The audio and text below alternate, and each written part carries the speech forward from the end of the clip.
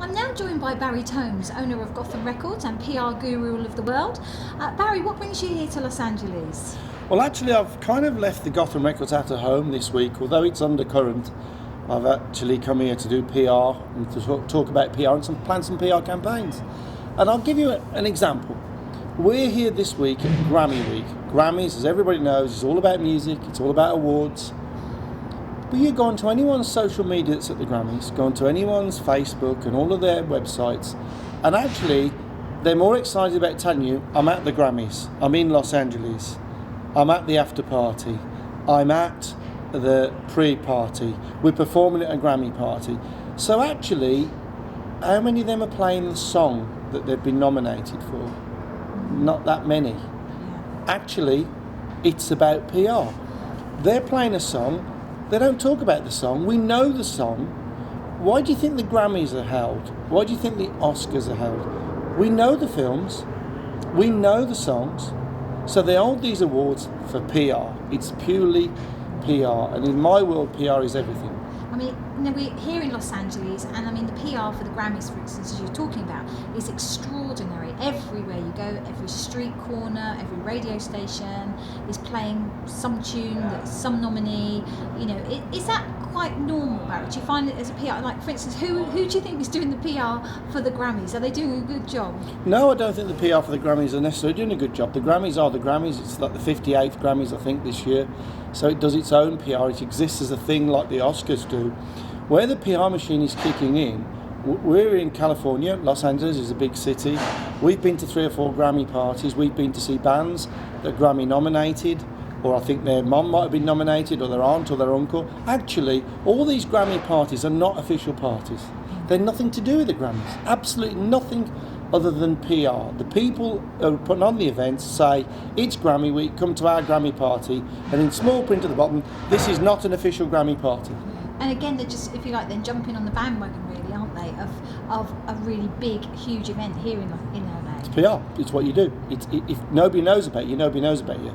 It doesn't matter. There's some, I've heard some great music this week, and I've been to a couple of concerts already. We've got bands over from England performing. Trevor Saul Band, incredible blues band with an amazing album. Hollow is an amazing album, but actually the PR campaign doesn't say much about the album. It's about being at the Grammys, and that's the thing. PR is something that, certainly back in the UK, we've only really jumped on in the last 10 years. The Americans have been good at this since the 50s. Elvis and all these 1950 artists. It was great PR, great pictures. They didn't have social media, but their pictures were everywhere. Their posters were everywhere. They never had social media. They never had the facilities we've got now. So I'm here this week. We're meeting new clients. We've had some new people going to be on your own show, and they have so much infrastructure. I've just been with a band and an artist that's got 9 albums, a video for every song. I mean, that would have been a dream in the 80s to have a video for every song. The videos cost so much. These are making amazing videos in their own apartments with green screen and all the effects. And again, they have 9 albums. They have incredible infrastructure, but very few people know about them. Yeah, do you find that's the case, Barry? When you meet, you must meet so many musical artists of all genres of music. Do you find that's the case, that they're very creative, they've got all the videos, as you say, the songs, but there's nobody actually listening to what they're actually producing? Well, the problem you have with social media, if you've got 30,000 followers on Twitter, it would be easy to assume that 30,000 people are listening to your record. They're not, actually. 90% of them are missing your tweets because they're not online at the moment, or your tweet goes in the feed. The real people that buy music and enjoy music are often the ones that will pay for the concert ticket. Now, we're in Los Angeles, which is a very unique place. We probably had 30 VIP invites yesterday to gigs, all free. Not a single musician getting paid. Some musicians paying to play because it's Los Angeles. They're not going to be discovered. The gigs that people go to that pay £60 and £70, whether it be Rod Stewart, whether it be, any of the major names, Mariah Carey, whoever you think that's the big ticket at the moment, they're the real fans that love music, but they find out about music, and a lot of these people have grown up with the music. I've grown up with Rod Stewart, he's part of my entire life. And social media is exposing people to far more music on a wider scale with far more genres involved, but it doesn't actually mean they're making any money. The important thing is to be known first. And do you think, because of the social media, like you were saying, everybody's out there on social media, that people are forgetting the importance of PR and the fact that they're relying on the social media as their PR? Yeah, but everybody can do that. Every single person can do their own PR. It's like at the moment, everyone's a film director. Everybody holds up their phone, takes a picture, takes a movie. They're a movie director, but they're not making any money. What the situation is with PR creates an awareness through exposure. Exposure and awareness creates an income. You have an income which allows you to invent and build on and invest in your brand. Your brand then actually can be your music. Music doesn't make money in the same way it does. Music is played everywhere. When I was a young boy, there were 4 or 5 radio stations in England. There are now 600 radio stations, and that's FM stations. You take all the social media stations and all the online stations, you can tune into thousands.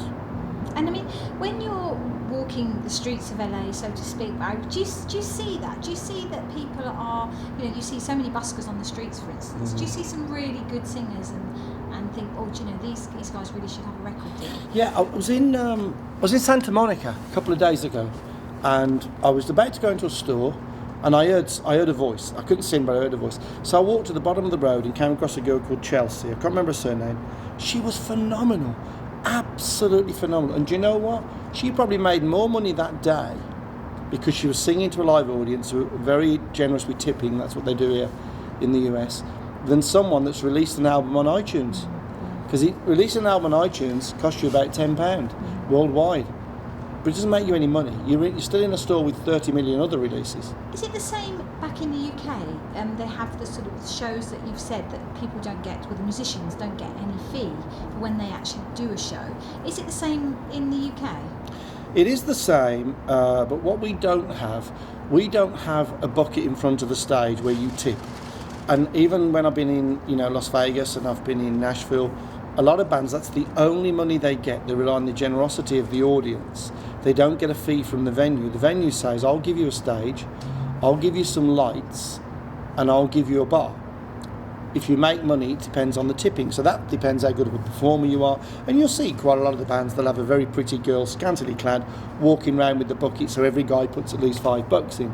That's just good PR. That's good PR, and it's a good way of doing it. So where we differ in England, we do have showcases, but we do pay bands. France, another brilliant country for paying bands. They look after you. We have the showcases, but we don't have the mecca like Los Angeles, where everybody comes to Los Angeles and does a gig free, and they're exploited, in my opinion. They're quite, you say, they're exploited. I mean, it's quite common though, isn't it, for bands? They will do anything, just to get their voice heard, play for free, go to places, and all this costs money, doesn't it? Well, that costs money. Social media doesn't cost so much money, and that's why a lot of people use that. And there are a lot of virtual bands now. We've just been in the studio with some people, and they do everything from their front room, and the videos are amazing, the music's amazing, it gets out there. But I still believe the real artist, the longevity, if you want, if that's the right word, the longevity for a career is not to be on social media where someone 18 to 20 adores you because they're 18 to 20, but when they get to 20, they've moved off social media. It's someone that follows your career in a way of the Rod Stewarts, which we talked about, Bruce Springsteen, and even bands in the UK like Status Quo. Their fans have grown up with them, and a lot of these bands, would find social media alienating because it's about the gig, it's about tuning up. It's a good thing, and I do love social media. It's a great vehicle to get started, but once you get started, you've got to get out and do a real gig.